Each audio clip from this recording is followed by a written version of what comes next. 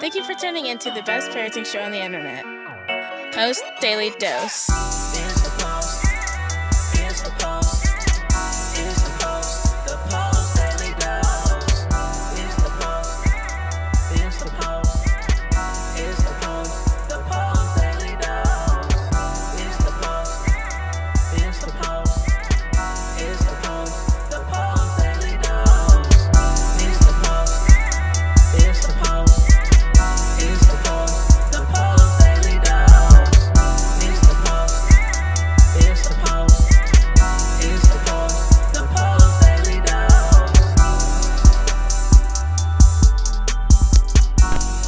Hey there, Post+Institute. This is Christy Saul, the co-founder, coming at you live, and welcome to the best little parenting show on the internet. I hope you guys are having a lovely evening.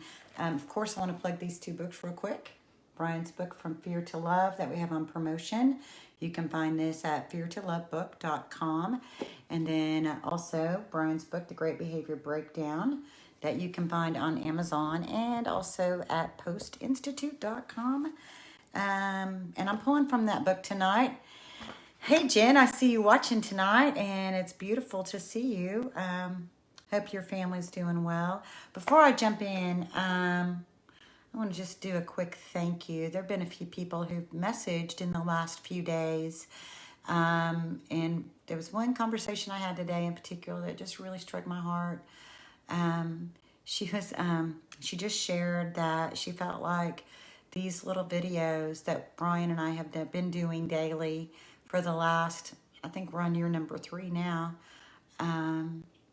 She just talked about how much they've really helped her, and that she's committed to journaling daily and using the daily dose as sort of a source for digging deeper. And that just makes me so happy.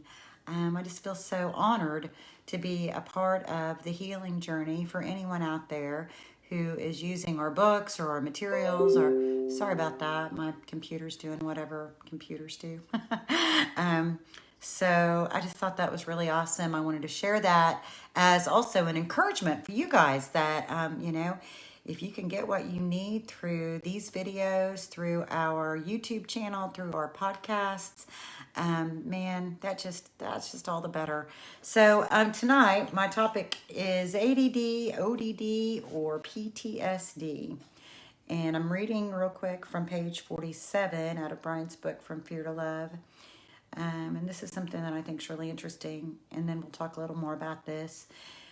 Anytime there's any interaction between two people, those two people bring their physiology to that interaction. This is the power of being response-able. Children with a trauma history, response-able, our ability to respond makes us response-able parents. Children with a trauma history are extremely sensitive. Their physiological systems are extremely sensitive to the states of other people. As the adult, if you move into stress or your unfinished business becomes activated, a sensitive child will react to you. If you're really stressed out, even if you just had a bad day and walk past this child, the child will react to you. This doesn't mean that you can never have a bad day. It simply means that it helps to stay aware that whatever your interaction with other person is, you bring all your stuff to the table. That's pretty powerful information, isn't it? When we understand that level of sensitivity that comes from trauma, it really helps us to understand our children differently, understand why they struggle in different situations. And so my topic, ADD, OD, or PTSD, actually came out of a conversation I had with a mom a couple of days ago. She was talking about the psychologist that has been seeing her child, diagnosed the child with attention deficit disorder and oppositional defiance. And the behavior challenges are primarily focused around bedtime, which happens to also be the same time that sexual abuse occurred in his earlier life. So I ask you the question, ADD, ODD, or PTSD? Because if you look at the DSM, which is the Diagnostic Manual for Mental Health, and I don't use that very often, thank goodness. But it is what people who work in the arena of insurances have to apply a diagnosis. And so they look in this manual, and this manual is a book, and it lists behaviors as the symptoms. So it shows behaviors, and associated with these behaviors is a diagnosis. And so oftentimes, as Brian was saying in the podcast that was posted yesterday, that children who come to the Post+Institute and their families, often those children have been diagnosed with anywhere from 5 to 10 different diagnoses. And they're on anywhere from 3 to 4 different medications, all for the purpose of trying to manage behaviors that are actually rooted in trauma. They're rooted in post-traumatic stress disorder. They're rooted in the fight, flight, freeze, and fawn mechanisms that are so easily activated because of that sensitivity. And the sensitivity is a survival mechanism. The sensitivity is a mechanism that gets built within so that a child from the brain level, this is unintentional, it's all subconscious, but if you think about it, if a child can be vigilant enough, which is then what manifests to look like attention deficit disorder, because they can't really focus on anything because they're so vigilant and plugged in to their environment for the purpose of their self-protection. When we understand that, that sure changes things, doesn't it?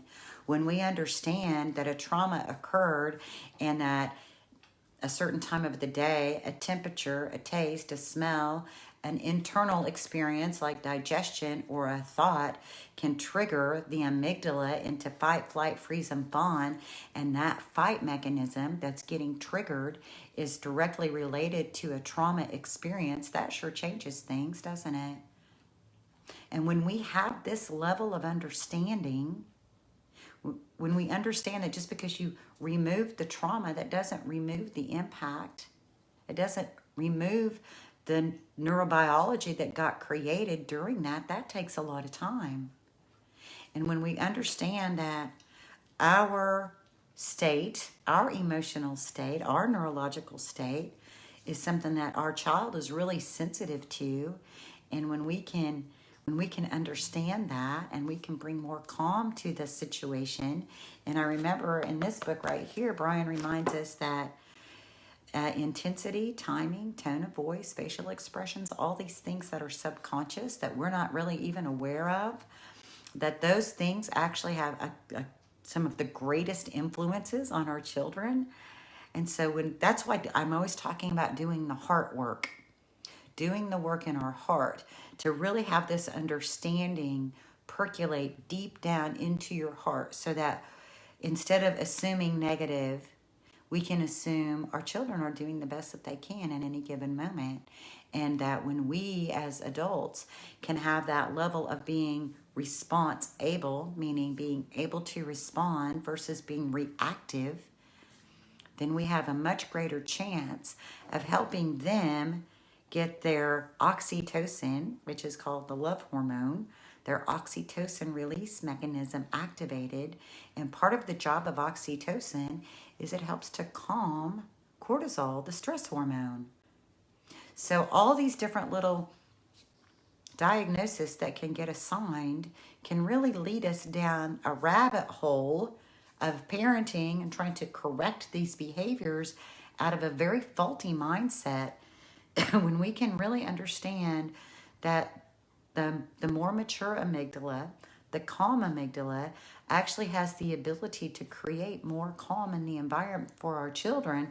And when that calm is present, then those coping mechanisms will begin to reduce. And they will eventually be eliminated. And then they might pop up. They might pop back up in a time of extreme stress because they're buried. They're buried back here at the brainstem, and new neurological pathways can grow. That takes time. It takes time. It takes repetition. Positive relationships and positive environments repeatedly over time is what's proven to have the most long-standing change. So what you do day in and day out in your role as parents is extremely important. You're extremely valuable.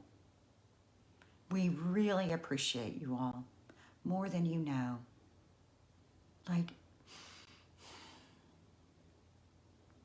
your self-care is everything then, isn't it? Like taking care of yourself so that then giving yourself love, giving yourself understanding, being patient with yourself, being gentle with yourself, all of those things, when you give those to yourself, then that gives you the ability to give that to others. So I think that's my message for tonight, unless anybody's got anything they want to bring to the table. I hope you guys have a beautiful evening.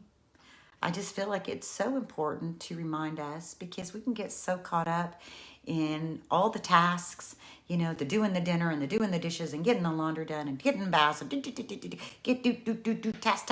task.